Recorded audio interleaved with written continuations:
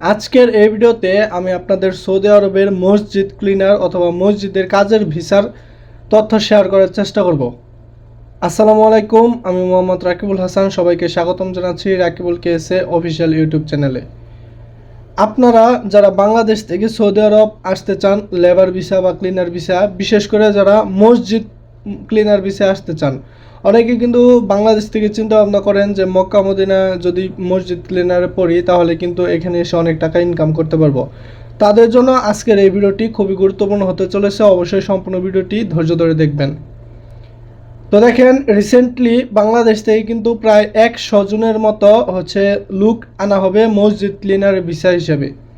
আপনারা অবশ্যই এটা জেনে রাখবেন, এইটা কোথায় পড়বে এটা কিন্তু কোনো শিওর নেই। কারণ এটা আমরা যেখানে রয়েছি এখানে আমাদের এই ডিস্ট্রিক্টে 100 জন লোক আনবে। সমস্ত সরকারি যে মসজিদগুলো রয়েছে এই সরকারি মসজিদে প্রত্যেকটা মসজিদে একজন করে লোক আনা হবে, যার কারণে কিন্তু 100 জন লোকের ভিসা অলরেডি বাংলাদেশে পৌঁছে গেছে এবং অলরেডি কিন্তু 5 থেকে 7 জন লোক এসে পড়েছে। আমার সাথে একজন নতুন বাংলাদেশি ভাইয়ের সাথে কথা হয়েছে আজকে সকালে। তো আমি ভিডিও করতে চেয়েছিলাম, উনি ইতস্তত করেছে। উনি বলল যে ভাই বন্ধু বান্ধব দেখলে অনেক সমস্যা হবে, তো যার কারণে আমি ভিডিওটা করিনি, কারণ জোর করে তো ভিডিও করা যায় না। তো আমি অনেক রিকোয়েস্ট করেছিলাম যে যারা নতুন আসবে তাদের জন্য অনেকটা হেল্প করবে, কিন্তু উনি বললো যে ভাই এমনি আপনি যা শুনতে চান তো শুনেন, সমস্যা নেই, কিন্তু ভিডিও করা যাবে না। তো যাই হোক, আমি ওনার সাথে অনেকক্ষণ কথা বলে যে বিষয়টি জানতে পারলাম, উনি কত টাকা দিয়ে এসেছে এবং কি রকম ভিসাতে এসেছে এবং কত ঘন্টা ডিউটি, বেতন কত, সমস্ত কিছু কিন্তু আমি ওনার কাছ থেকে জেনে এসেছি এবং সেই তথ্যটা আপনাদের শেয়ার করার চেষ্টা করব। তো দেখেন, উনি বাংলাদেশের মাগুরা জেলা থেকে এসেছে। উনি রিসেন্টলি আপনার 20 দিন ধরে এসেছে। তো 20 দিনের মধ্যে উনি আমরা যে মেইন ডিস্ট্রিক্ট, তো সেই ডিস্ট্রিক্ট থেকে একটা গ্রামের সাইডে এসেছে আর কি। এখানে আসার পরে উনি আপনার মেইন 3টা মসজিদ ওনার দায়িত্বে দেওয়া হবে। তো এখন বর্তমানে আপাতত একটা মসজিদে কাজ রয়েছে।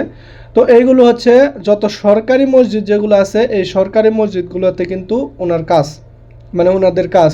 বর্তমানে কিন্তু আরও 100 জন লোক আনা হবে। আপনারা অবশ্যই রিসেন্টলি যারা মসজিদ ক্লিনার ভিসায় আসবেন তারা অবশ্যই ভেবেচিন্তে আসবেন এবং আপনারা অবশ্যই দেখতে থাকুন উনি কত টাকা দিয়ে এসেছে, আপনারা জানতে পারবেন। তো দেখেন, উনি মূলত 3টা মসজিদের কাজ কিন্তু উনি একদিনে করবে, এই রকম একটা ভিসাতে এসেছেন। কারণ মসজিদের কাজগুলা যেরকম এখন যেই রকম মসজিদে এসেছে এই মসজিদগুলোতে কিন্তু খুব একটা কাজ নেই। দেখা গেছে আপনার দিনে 1-1.5 ঘন্টা কাজ এক মসজিদে করলে আপনার এনাফ। 1-1.5 ঘন্টা মসজিদ যদি আপনি সেই কাজটা করে তাহলে আপনার মসজিদ সম্পূর্ণ ক্লিন হয়ে যায়। কারণ এইখানে কিন্তু মেশিন রয়েছে আপনার ময়লা পরিষ্কার করার এবং বাইরে জাস্ট একটু আপনার সিঁড়ি প্লাস বারান্দা ঝাড়ু দিতে হয়, এটাই মূলত কাজ। তবে জুম্মার দিনে একটু বেশি কাজ করতে হয়, এটা স্বাভাবিক, এটা সব ক্ষেত্রে হয়। তো উনি মূলত আপনার পূর্বে ছিল দুবাইতে এবং দুবাইতে থাকার পরে এখন বর্তমানে সৌদি আরব এসেছে। তো সৌদি আরব উনি আসার ক্ষেত্রে আমি জিজ্ঞাসা করলাম যে আপনি কত টাকা দিয়ে এসেছেন। উনি বলল যে আমি 4,20,000 টাকা দিয়ে এসেছি এবং উনি এই কথাও বলেছে, ভাই আমাদের গ্রুপে আমরা যে 7-8 জন এসেছি এই 7-8 জন একজন এক রেটে এসেছে। কেউ 2-2.5 লক্ষ টাকা দিয়ে এসেছে, কেউ আবার 5 লক্ষ টাকা দিয়ে এসেছে, আমি এসেছি 4 লক্ষ টাকা দিয়ে, আবার কেউ 3 লক্ষ টাকা দিয়ে এসেছে। এইরকমভাবে কিন্তু টাকা দিয়ে এসেছে। তো এতে আপনারা এই জিনিসটা বুঝলেন যে এই ভিসাগুলোর দাম কিন্তু খুবই কম, খুবই কম। এখানে বাংলাদেশ এজেন্সি আপনার যার কাছ থেকে যত বেশি টাকা খেতে পারে বা দালালদের খপ্পরে যারা পড়ে তাদের কাছ থেকে কিন্তু বেশি টাকা নেয়, এটাই স্বাভাবিক। আপনারা জানতে পারলেন যে উনি কিন্তু খুব কম টাকা দিয়ে এসেছে, মানে অনেকেই কিন্তু খুব কম টাকা দিয়ে এসেছে, কিন্তু উনি মোটামুটি 4 লক্ষ উপরের টাকা দিয়ে এসেছে। তো যারা 2-2.5 লক্ষ টাকা দিয়ে এসেছে তারাও কিন্তু সেম বেতনের একইভাবে একই কাজ করতেছে। উনি যে কাজ করতেছে একই বিষয় একই কাজ করতেছে। আপনারা অবশ্যই এই জিনিসটা মাথায় রাখবেন যে সৌদি আরবের যে ভিসা এই ভিসাগুলোর দাম কিন্তু খুবই কম, খুবই কম। কিন্তু বাংলাদেশি দালালের খপ্পরে যদি আপনি পড়েন বা এজেন্সি আপনার কাছ থেকে যত টাকা রাখতে পারে এটা এজেন্সির লাভ। তো আপনারা অবশ্যই এই জিনিসটা এজেন্সিদের সাথে ভালোভাবে কথাবার্তা বলে নেবেন। আপনারা অবশ্যই ভিসার দামটা একটু কমানোর চেষ্টা করবেন। তো যাই হোক, এখন আসি উনি বেতন কত বেতনে এসেছে।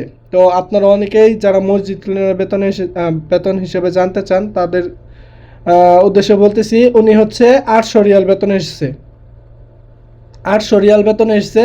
এবং ডিউটির যে বিষয়টা, এই ডিউটির বিষয়টা কিন্তু আপনার ওনার দিনে কিন্তু 3টা মসজিদ হচ্ছে আপনার ক্লিন করতে হবে।